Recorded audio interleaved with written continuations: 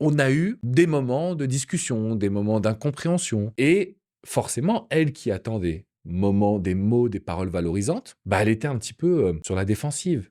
Elle se demandait: «Est-ce que mon homme, un jour, il va être capable de combler ce besoin affectif?» C'est un vrai besoin pour les femmes et là, je lui ai exprimé toute mon histoire, c'est-à-dire mon enfance dans des quartiers plutôt défavorisés, donc c'est pas dans ces quartiers où on va exprimer nos émotions en général. Le basketball, comme je vous le disais, qui m'a forgé un caractère. Le fait que j'ai eu des parents qui étaient formidables, mais il y avait peu de je t'aime dans notre famille, ce qui est pas une problématique, mais je vois ma femme, pardon, qui est de culture latine, sa maman est de Porto Rico.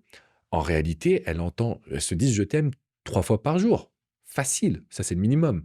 Nous, si on se dit je t'aime une fois par an, Heu, c'est, heu, c'est extraordinaire déjà. Donc il y a pas de bon ou mauvais schéma, mais quand j'ai expliqué ça à ma femme, beh, je crois qu'elle s'est dit: «Je peux me mettre à la place d'Alex. Je peux comprendre aujourd'hui pourquoi il exprime pas forcément son amour par des mots, mais il y a beaucoup de choses autour et il fait des efforts». Parce que même si je suis coach depuis 18 ans, même si je suis reconnu mondialement pour ma philosophie, bah, j'en reste un être humain et c'est pas forcément très naturel de s'exprimer sur les mots.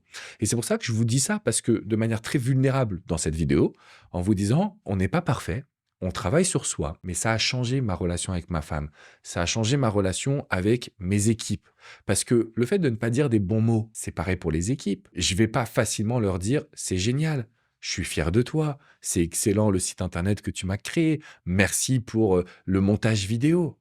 Et j'ai un monteur vidéo qui est incroyable. C'est pas dans ma nature de faire des compliments, de parler de mes émotions, de parler de mes sentiments. Alors, je me forme là-dessus. Mais quand vous racontez votre histoire, les gens vous comprennent. Quand vous expliquez aux personnes en disant c'est pas mon fort, je donne le meilleur là-dessus, mais si tu m'en tiendras pas rigueur, si jamais je te fais pas assez de compliments, sache que j'apprécie ton travail, je suis vraiment hyper admiratif de ce que tu fais, eh bien les gens se sentent beaucoup plus connectés à vous. Et surtout, le point central, c'est la meilleure façon de sauver votre couple, d'améliorer vos relations sociales et d'être fier de vous.